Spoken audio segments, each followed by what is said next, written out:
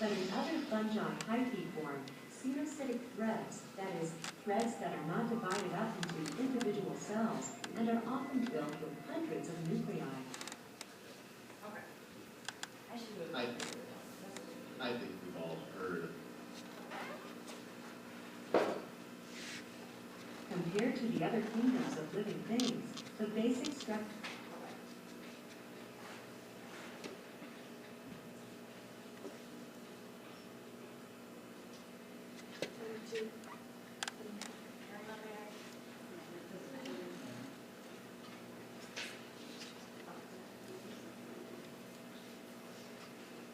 Alright, so fungi thallus, that's going to be when we bring together all of the hyphae. We're talking about the mycelium. The thallus is often referenced as like the body. I like calling it the body of the fungus, but some people call it the cell, which I think is relatively confusing. Mycelium of higher order funguses are going to have incomplete crosses at regular intervals, so it's not as intertwined as you would think. You have mycelium that's going to compose the thallus, where you're going to have like undivided or unequal crossing, and then you have pseudohyphae, which basically is more so associated with like yeast, and it kind of looks like we're going to have, they're attached, but that's only a temporary stage, the mother and then the daughter cell, but that's only a temporary stage, and then they're going to disassociate eventually. The thallus, oftentimes this is viewed as a single cell. I think that's a little bit confusing because I just told you the hyphae was a single cell, but that's how some people look at it. I like to think of it as the body of the fungus. I think that makes more sense because a body is composed of a bunch of cells, but do whatever works for you. Obviously, since I said that, I'm not going to ask you a question that says, is the thallus a body or a single cell? Okay? Yeast are single-cellular organisms. They are oval-shaped. Molds are highly branched, loosely intertwined hyphae that are going to form an open mycelium, which is one of the reasons why they look very dimorphic. That's going to be where you have different stages for yeast and molds. Only certain types of funguses can be classified here. We have fleshy funguses, which this is going to be things like mushrooms, where they have more of a structured, how would you say it? They look like a fruit. Okay, they have like a defined space that they take up. These are tightly intertwined hyphae with sexual spores. The sexual spores are oftentimes referred to as like fruiting bodies because they can come off. The fruiting structures form as cytoplasm. Some of it's going to be found underground, and they can have very, very extensive mycelium because that's always going to be searching for food.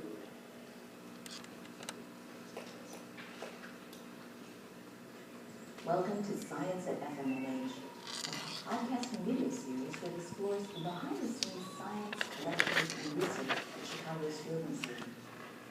We continue our discussion with Sabine Condor by discussing how Ascomycete fungi can reproduce both sexually and asexually.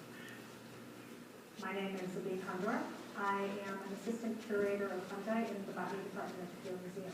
Well, the fungi have a unique ability, and that is that they're able to grow in two different phases of their life cycle. They're able to grow as sexual fungi and as asexual fungi. And these two different parts of their life cycle, they have different roles.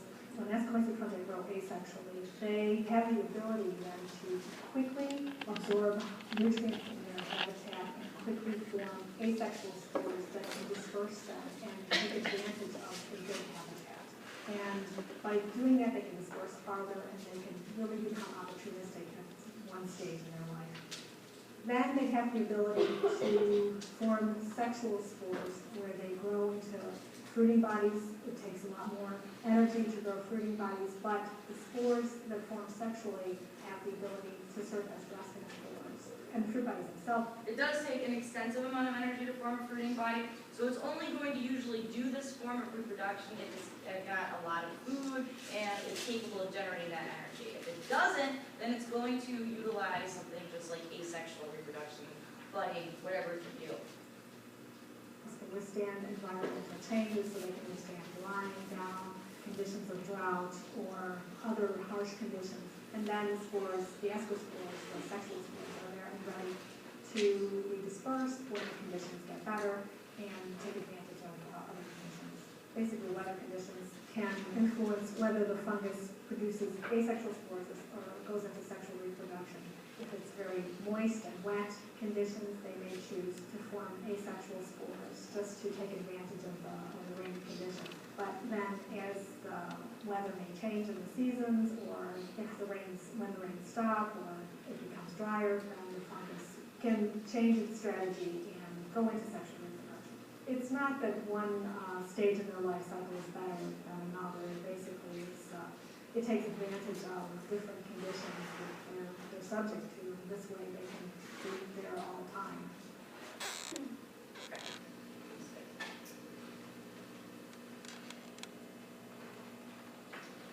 So a closer look at morphology. All fungi, except yeast are kind of like a weird little group of funguses, grow as interconnected system of branched tube-like filaments. Again, they have the hyphae, those are going to be individual filaments. The entire interconnected set of hyphae contains a multinucleated mass. Sometimes it's separated, sometimes it's not separated. It's going to depend on like the thallus and what we just talked about. Okay, the cytoplasm, that's why we have the 3 different categories. This is a fungal mycelium growing on a leaf. Seeing the back, it's just a whole bunch of hyphae. Whether or not those hyphae are interconnected, have what looks like false divisions, or whether it's clearly divided, is going to affect the order of the fungus that we classify it as. Reproduction, classification for funguses are typically going to be based on reproduction. They're going to have asexual reproduction, which is going to require as much energy as sexual. You're not going to have any fusion of gametes in the asexual. It's typically going to be elongation and fragmentation of the hyphae. Sometimes this will just come off and then go somewhere, and then another cell will grow out of that spore.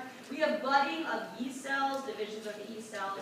Asexual spores, what I just talked about. You have this hyphae, you have a spore on it. The spore ends up being blown by like the wind, and then it's going to land, and then it's going to germinate, and then we're going to grow another cell. Okay? You have different types of sporangiums, which is going to be like the sac that a spore can sometimes grow in. That's what I drew over here. This would be like a sporangium type of a thing with a whole bunch of little spores inside of it. Let's see. And then we have sexual again. Sexual is typically going to be a fusion of gametes, which is going to generate a fruiting body. That's going to be like a mushroom that you eat. Okay? That would be like a fruiting body. And that takes a lot of energy to do that. Incredible. 80%. Oh, here you watch this. The killer funguses of the ants. Fewer most.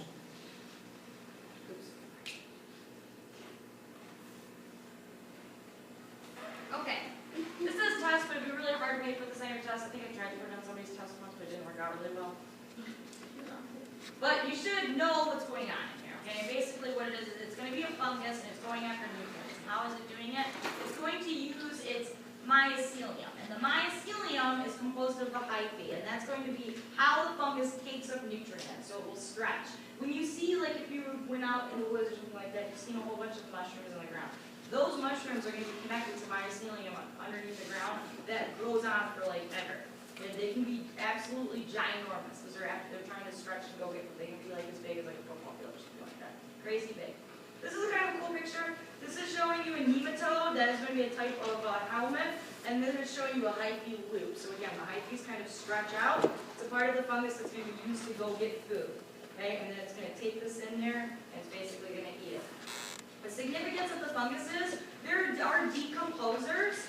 They break down dead organisms and they recycle their nutrients. They can also help plants absorb water and minerals. They're used for food, religious ceremonies, which I've never understood this. I've never understood why your textbook says it's involved in religious ceremonies. I don't know anything. Peyote is not fungus. Unless they're talking about like magic mushrooms, but I don't think that they are. Does anybody know of any religious ceremony that uses fungus? No? I don't know either, but that's in there and I always ask, and I don't know of any. Unless you want to consider taking magic for mushrooms in like religion. I don't know. But, and they're obviously going to be involved in manufacture of food and beverages. Like what? Cream and mushroom soup?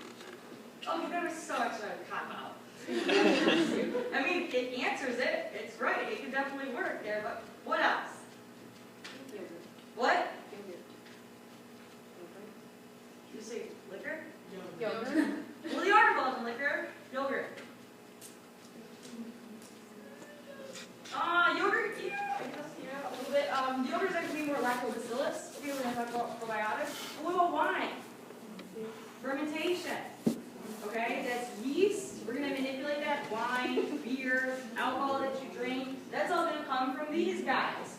Penicillin came from mold. They can produce antibiotics and other drugs. They can serve as really, really important research tools. We do a lot of research with yeast. It's one of the most simple eukaryotic cells that we can study. 30% can cause diseases of plants, animals, and humans. Sometimes they can just be cosmetic. Some of them can cause some serious problems. They can spoil foods, things of that nature. Anything really with sugar, they can spoil. Reproduction, this is, we're kind of just recapping, all have means of asexual reproduction. That's going to involve mitosis and cytokinesis, which is one of the reasons why we never say that bacteria reproduce asexually, because they don't experience mitosis. Why can't bacteria experience mitosis? What's the definition of what mitosis is? It's a form of nuclear division, and bacteria don't have a nucleus. Okay? So they can't experience mitosis. A lot of fungi will produce sexually depending on the environment. You do need to know this picture. If I put this picture in your exam, I expect you to know what it is, and I expect you to be able to label the parts. So you should call this a yeast cell. Alright, it says fungal, it's a yeast cell, it's got a bud. Alright, remember we've talked about this many times. I explained to you how if I was experiencing this type of asexual reproduction, I would be standing here and then like little meat would start coming off of my head, and they would eventually jump down and be like a little tiny gel. It's genetically identical to me, running around all over the place. And then I said I would be left with a scar on my head. Remember that talk we had? Now you have to be able to identify this. If you see this, you know it is a form of asexual reproduction. You know that it's budding. You know it is most likely a yeast cell, which you also have to be able to classify as a fungus. And you need to be able to identify the bud scar. The bud scar is going to be where a previous bud budded off. Okay? You understand? You guys wrote all that down? Question? Yeah. So the question I found out with this religious practice. Oh, you did? What is it? The Greek in 1600 BC used pine ultra mushrooms as like That would be like magic mushrooms. as a spiritual initiation ceremony before battles. I mean, I just find it, I mean, it could be it. I just am surprised that you would have spiritual references. It's actually What? Wine. Yeah, wine involved in a lot of Oh, yes, maybe it's wine. I never thought about it. Like, you drink the body or the blood or whatever. It's so creepy, but yes, it could be it.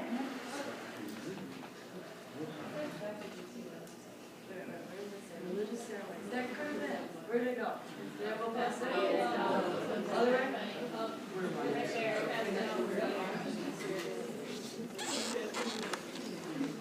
ceremony. You know, I don't know if it's like, maybe because you make like wine for religious ceremonies. That would be the only thing I can think of. Because I think what you're thinking of is way too extreme. In the 1600s, it says it's actually very widely known in historical maybe it's that. I'm kind of leaning more towards the wine possibility. I'm not sure. But whatever makes you happy. Okay, be aware that some people are into that kind of stuff. I don't know. Okay, reproduction. So we talked about budding, asexual spore formation. So budding, and we have asexual spore formation. We also have sexual spore formation. Yeast bud in a manner very similar to prokaryotic budding. Some yeast produce long filaments. Those are going to be called pseudohyphae. Filamentous fungi produce lightweight spores that can disperse over long distances. Sexual spore formation, fungal mating.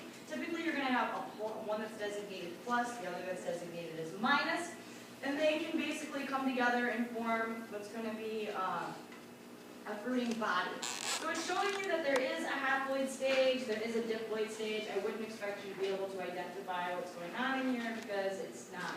If I deleted stuff, it would be really hard to tell. But I do expect you to be able to know what's going on in here because this is pretty clear. It's showing you vegetative hyphae versus reproductive hyphae. Okay? You don't see any spores here, so we know that this is going to be a vegetative hyphae. It's growing. Over here, during the reproductive